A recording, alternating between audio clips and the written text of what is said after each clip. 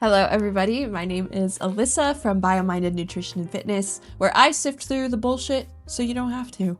If you don't know me already, I have a bachelor's in chemistry, currently in graduate school to become a registered dietitian. I'm a certified personal trainer and currently a swim coach. Kind of an unexpected side quest of mine, but... And a disclaimer I would like to add at the beginning of every video from here on out is, do you think science is always changing? That's the point. Progress depends on being willing to update what we know. Science is not a fixed collection of facts. It's a method of discovery, constantly evolving as new data, technologies, and insights emerge. Remember, it wasn't until 1999 did we realize eggs aren't actually bad for you. And with that out of the way, today's topic is hot and new. New dietary guidelines were published. And unfortunately, it's a pyramid. Health Secretary Robert F. Kennedy Jr. has announced new dietary guidelines for Americans focused on promoting whole foods, proteins, and healthy fats. Sounds good on the surface, but together we're just gonna dig a little bit deeper. At a press conference on Wednesday, January 7th, 2026, the administration unveiled a new food pyramid with red meat, cheese, veggies, and fruits pictured at the top, or kind of the entire thing. RFK Jr. described it as the most significant reset on nutrition policy in history and calls for an end to promoting highly refined foods that are harmful to health. And if this whole pyramid thing sounds familiar to you, it's because we actually used to use the food pyramid in the 90s and early 2000s. So let's start from the beginning though to know how we actually ended up here. The 1940s was the first time the government gave us any sort of nutritional infographic. It was called A Guide to Good Eating, or the Basic 7. Since this was the time of the Second World War, new research into nutrition science and the importance of vitamins meant that the government was looking to increase public awareness about these sorts of things. That led to the Basic 7. And when we look at it, I know it's a little funny sounding, but look, it's all we knew, okay? Group 1, green and yellow vegetables. Group 2, oranges, tomatoes, and grapefruit. Group 3, potatoes and other fruits and veggies. Group 4, milk. Group 5, meat, poultry, fish, or eggs. Group 6, bread, flour, and cereals. And finally, Group 7, butter and margarine. Altogether, the Basic 7 emphasized nutrients rather than calories, as later versions would come to embrace.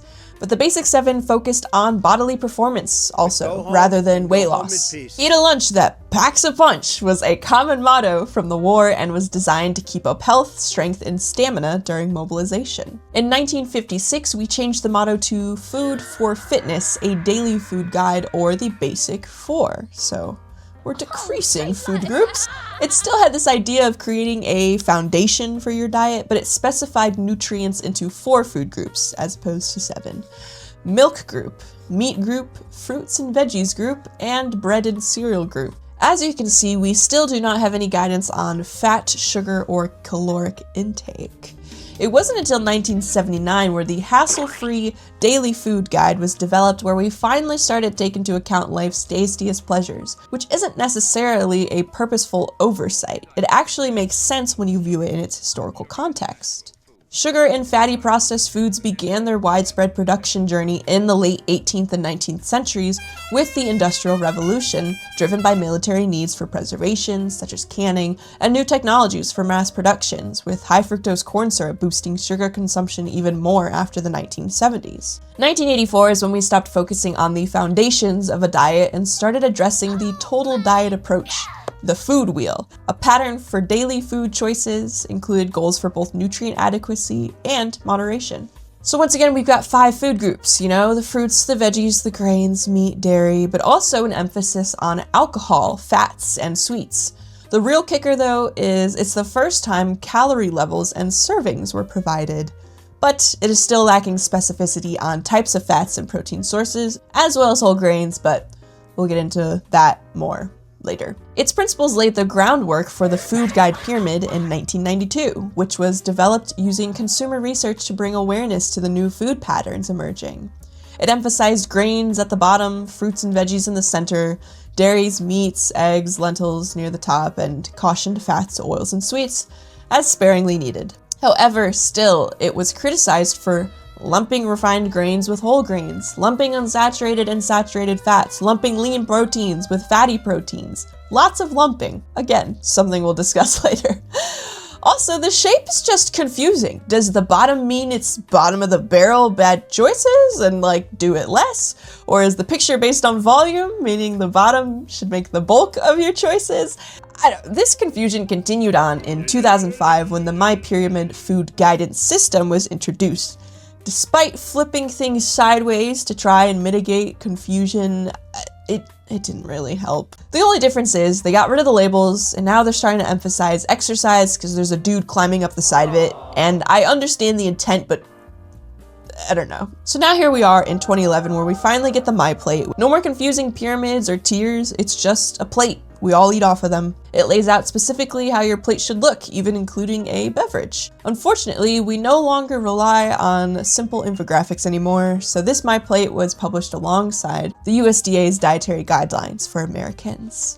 My Plate is superior to the old food pyramid because it's simpler, more intuitive, and visually represents a balanced meal, and it's the only version that slightly depicts AMDR, or acceptable macronutrient distribution ranges, for carbs, fats, and protein. Typically, 45 to 65% of your total daily calories should come from carbs, 20 to 35% from fat, and 10 to 35% from protein. Alright, we've got the history out of the way. So now let's talk about what everyone is here for, the brand new upside down pyramid. Woo! As an introduction to the new guidelines, Kennedy and Agriculture Secretary Brooke Rollins called for a dramatic reduction in the consumption of highly processed foods laden with refined carbohydrates, added sugars, excess sodium, unhealthy fats, and chemical additives. Pyramid shape aside, let's dive deeper into the website. Strap in, guys, we gotta read a little bit. Real food starts here. Better health begins on your plate, not in your medicine cabinet. The new dietary guidelines for Americans define real food as whole, nutrient-dense, and naturally occurring, placing them back at the center of our diets. So historically, the US healthcare system has prioritized treating conditions with medicine and procedures over preventative measures like nutrition, so the people who are at fault for creating this system are now trying to change it, and I'm hesitant to applaud them because I think they knew what they were doing from the beginning, but I digress. We're not going to get into it. So that old approach is changing as the growing food is medicine movement gains momentum, recognizing that poor diet is indeed a leading cause of illness and a major contributor to high healthcare costs. There's a ton of other reasons too, but that's not what today is about. America is sick, the data is clear. Prediabetes and diabetes, chronic conditions, chronic disease, very much linked to diet and lifestyle. Yes, we are aware. For decades, we have been misled by guidance that prioritized highly processed food and are now facing rates of unprecedented chronic disease. I find it interesting that we are critiquing the pyramid here, but are getting rid of the My Plate and going back to the pyramid. But I digress. We can solve this crisis. We can. For the first time, we're calling out the dangers of highly processed foods and rebuilding a broken system from the ground up with gold standard science and common sense. Love that. Introducing the new pyramid, woo! Where we have protein, dairy, and healthy fats, vegetables and fruits, and whole grains. Protein, dairies, and healthy fats. We are ending the war on protein. I don't think a war on protein existed, and to call it that seems like a way of just creating more divide, but every meal must prioritize high quality, nutrient-dense protein from both animal and plant sources, paired with healthy fats from whole foods such as eggs, seafood, meats, full-fat dairy, nuts, seeds, olives, and avocados. Protein target around 0.54 to 0.73 grams per pound of body weight per day. I love that we are emphasizing healthy fats and both animal and plant proteins, but my critique of this section is that it's not giving Americans enough information on which of these fats and proteins to actually consume in moderation. And additionally, the problem I have is not necessarily with the pyramid itself, but with the messaging that is being broadcasted alongside the pyramid, because here we have a pyramid advocating for healthy fats and a mix of animal and plant proteins, which is fabulous. But then when we're talking about the pyramid in the news and in interviews, the administration is saying we are ending the war on saturated fats. Saturated fats are not healthy fats. Foods high in saturated fats are super fatty meats, butter, chocolate, cheese, processed snacks like chips. And I mean, let's go back to my favorite example that I mentioned earlier. We used to think eggs were bad for you due to cholesterol, claiming that it caused heart disease and drove up our blood lipids, but actually it was saturated fats that we discovered later. And if you know me and my philosophy, I don't believe in cutting out food groups entirely, and actually you can consume up to 10% of your total daily calories in saturated fat, and the same goes for added sugar. So where my confusion lies is just the messaging on fats and other things in this pyramid, because dietary fat is a very important energy source, yes, but the incorrect dietary fat is the nutrient of greatest concern to the American Health Association because of things like coronary heart disease. So like I said, we have the right idea beginning to foster, but it's just not quite there yet or specific enough. But that's why people like me exist, to help make it that. So let's just continue on. Vegetables and fruits. Vegetables and fruits are essential to real food nutrition. Eat a wide variety of whole, colorful, nutrient-dense vegetables and fruits in their original form, prioritizing freshness and minimal processing. Vegetables, 3 servings per day, fruits, 2 servings per day. So when it says original form, what I would guess is that it's talking about smoothies, blended purees, types of stuff, which that's a whole nother conversation. And if we're already trying to simplify things, I don't think bringing that up is necessarily that helpful. But something I do love about this slide is the addition of frozen peas, and there's a little can off to the side, because actually frozen vegetables tend to be more nutrient dense than fresh because they're flash frozen right as soon as they're picked, and that literally freezes them in time so that when you defrost them to eat them immediately, it's just like chock full of nutrients. And that's one of my favorite fun facts. So yes, please get those frozen peas. They'll last for freaking ever. Moving on to whole grains. Whole grains are encouraged. Refined carbohydrates are not. Prioritize fiber-rich whole grains and significantly reduce the consumption of highly processed, refined carbohydrates that displace real nourishment.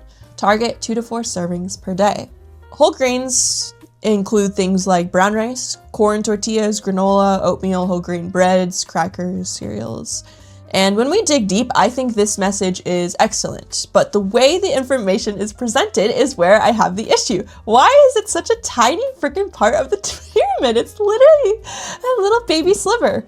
We've got the whole grain shoved down to the tip of the pyramid, insinuating that it's the smallest part of your diet. All right, so let's just talk about big picture. I think what this new food pyramid is trying to say is great, especially in terms of what we've seen historically. What is being presented on the news and without the guidance of health professionals isn't great. Nutrition can be boiled down into calories, macronutrients, and micronutrients, and we should be educating the public on what these 3 categories are and how to correctly identify which food sources can provide us with the most healthy and optimal versions. And I understand that the government primarily uses a food group approach for dietary guidance because it's easier for the general public to understand and then later apply into your daily life compared to tracking specific nutrients or calories. But by doing this, we're falling into what I mentioned earlier, which is lumping everything together. Not all foods from the same food group are born or created equally. No more lumping. Make that a t-shirt or something. So I think we need to realize that our simplification of these things is part of the reason why Americans are facing such a high public health crisis. We simplify and break things down into categories, and then at the end of the day, they don't actually educate our choices. I mean, unhealthy and misinformed health trends are constantly paraded online by the week, by the day, so clearly we have the capacity to be thinking about these things in greater context. I think we need to stop treating everybody like they're stupid and start talking about the food in the way that it's actually studied. And it leads to people not understanding the intricacies of nutrition.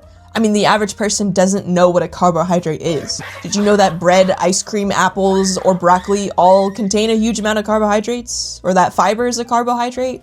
I think we're moving in the right direction. Yes, hooray. Besides going back to the pyramid shape. I'm just a hater of the pyramid shape. But the messaging is on the right direction, the right track. But I think we are taking too long to educate the public on thinking harder and more critically about something that really is the difference between life or death.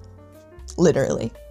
So, not to self-promo here, but if you are interested in simplifying health and nutrition in a way that doesn't boil away all the important facts, please stick around. I'm always taking clients on my website, and I also hope to post more content both on YouTube and my social media pages, because I love this shit, and if we just wait around for the government to tell us what to do and how to eat, we're never gonna get there, A, and B, we're not thinking hard enough for ourselves. So let's take charge of our own lives, alright? Thank you so much for watching. I will see you whatever I do next, and if you have any thoughts or questions, please let me know and I would love to discuss it further. I'll admit, when I first saw this pyramid come out, I was very hesitant, but the more that I read into it, I realized that, you know, we are heading in a right direction. There's just still some intricacies here and there that need to be refined. That's where I come in. All right, all my sources will be in the description, and I'll see you next time. Bye.